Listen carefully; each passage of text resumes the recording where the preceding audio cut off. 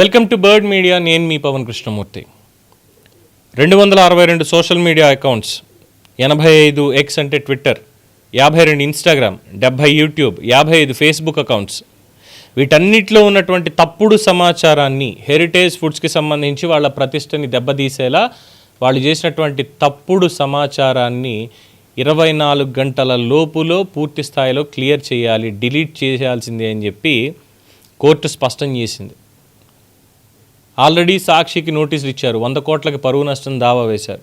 దాంట్లో జరిగినటువంటి విచారణలో భాగంగానే సోషల్ మీడియాలో కూడా, అలాగే పేర్లు కూడా దీనికి సంబంధించి కొంతమంది ముందే చెప్పుకున్నాం, ఎవరెవరి పేర్లు వచ్చాయి దీంట్లో ఏంటి అనేటువంటి చూసినప్పుడు యాంకర్లకు కూడా, ప్రముఖమైనటువంటి యాంకర్లకి, సాక్షి టీవీ ఈశ్వర్కి, సాక్షి టీవీ కొమ్మినేని శ్రీనివాసరావుకి, ఏపీ ప్రైడ్ ఛానల్ రామ్నాథ్ రెడ్డికి, ఈహా టీవీ వై నరసింహారావుకి, great Andhra anchor Chandana, Telugu Rajyam channel ప్రతినిధులు, K Venkatareddy KBR channel, Karmoor Venkatareddy, Vasamsetti Shankar today Telugu news, Pasha Rahamad Pasha advocate cum journalist analyst కూడా, అలాగే ఆంధ్ర పాడ్కాస్ట్ అని పేరు పెట్టుకున్నటువంటి విజయ్ కేసరి, వీళ్ళ పేర్లు. ఇవి కాకుండా దాదాపుగా ఇందాక చెప్పినటువంటి డీటెయిల్స్ ప్రకారం 262 social media accounts, 85 Twitter, 52 Instagram, 70 YouTube, 55 Facebook accounts కూడా ఉన్నాయి అని చెప్పి వాటికి సంబంధించి నోటీసులు జారీ చేశారు. 24 గంటల్లో కూడా తప్పుడు కంటెంట్ని తొలగించాలి అని చెప్పి.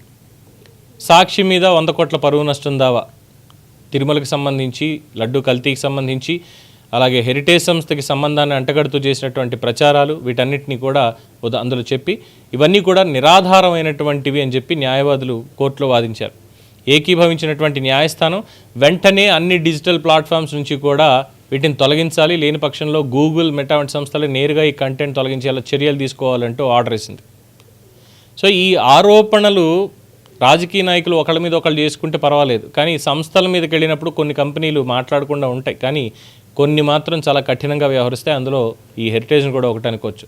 కంటెంట్ తొలగిస్తే మాత్రమే సరిపోదు, వార్తలు వ్యాప్తి చేసిన వాళ్ళ మీద క్రిమినల్ కేసులు కూడా నమోదు చేసే దిశగా అడుగులేస్తోంది. కార్పొరేట్ సంస్థ మీద కేవలం వారి యొక్క రాజకీయ లబ్ధి కోసం ఇష్టం వచ్చినట్టుగా ఆరోపణలు చేసేసి ఇంకేముందిరే మమ్మల్ని ఎవడు పట్టుకోలేడు అనుకుని సులభంగా తప్పించేసుకోవచ్చు అని భావించిన వాళ్ళు ఎవరైతే ఉన్నారో వాళ్ళందరికీ కూడా కోర్టు ఇది ఒక పెద్ద షాక్ ఇచ్చినట్టే అయింది. ఢిల్లీ హైకోర్టు తీసుకున్న నిర్ణయం మీద డిజిటల్ వేదికల మీద, అంటే డిజిటల్ ప్లాట్ఫామ్స్ మీద కాస్త క్రెడిబిలిటీతో బాధ్యతాయుతమైనటువంటి ప్రచారానికి ఇది నాంది పలకాలి అని చెప్పి విశ్లేషకులు కూడా వారి అభిప్రాయం వ్యక్తం చేస్తున్నారు. ఇంకా ఫేక్ ఐడీలు, మార్ఫింగ్ వీడియోలు, తప్పుడు ప్రచారం చేసేవాళ్ళు ఖచ్చితంగా చట్టపరమైనటువంటి చిక్కుల్లో పడే అవకాశం ఉంది. వీళ్ళు ఎట్టి పరిస్థితుల్లో అరెస్ట్ అవుతారు అన్నటువంటిది కూడా ఉంది. ఇది మాత్రమే కాకుండా ముఖ్యంగా వైఎస్ఆర్సీపీ సోషల్ మీడియా మీద గతంలో ఉన్నటువంటి కేసులు, న్యాయమూర్తుల యొక్క వ్యక్తిత్వాన్ని దెబ్బతీసేలాగా చేసినటువంటి వ్యాఖ్యానాలకు సంబంధించి సిబిఐ కేసు ఆల్రెడీ నమోదయ్యింది. దానికి సంబంధించి కూడా ఇప్పుడు బయటకు వచ్చి మరి ఉన్నటువంటి వాళ్ళందరినీ, కొత్త వాళ్ళని అందరినీ కూడా అరెస్ట్ చేసేటువంటి అవకాశం ఉందా అన్న దాని మీద న్యాయ నిపుణులు ఆలోచనలు చేస్తున్నారు అంటుంది. న్యాయ నిపుణులు ఆలోచన చేస్తున్నారు అనేది తెలుస్తున్నటువంటి అంశం. సో హెరిటేజ్ చాలా కఠినంగానే వ్యవహరిస్తోంది, ఎవరిని వదిలేది లేదు అన్నట్టుగా. ఇకపై ఏ తప్పుడు ప్రచారం చేసినా సరే ఊరుకునేది లేదు అని చెప్పి కూడా యాజమాన్యం స్పష్టం చేసింది. సోషల్ మీడియా విభాగంలో ప్రస్తుతానికి కలకరం బాగానే లేగింది. ఎప్పుడు ఎవరు అరెస్ట్ అవుతారు, గతంలోలాగా ఏమైనా కిటికీల్లోంచి దూరి పారిపోయే అవకాశం ఉంటుందా, ఈసారి ఇవి కూడా చూసుకోవాలి అనేటువంటి చర్చ బలంగా సాగుతోంది. చూద్దాం మరి ఎవరిని అరెస్ట్ చేస్తారు, ఏ ఛానల్స్ ఆ కంటెంట్ డిలీట్ చేస్తాయి, మళ్ళీ మాట్లాడుతూ ఉంటాయి, ఇవన్నీ వేచి చూడాల్సిందే. దీని మీద మీ అభిప్రాయం తెలియచేయండి. చూస్తూనే ఉండండి ది బర్డ్ మీడియా.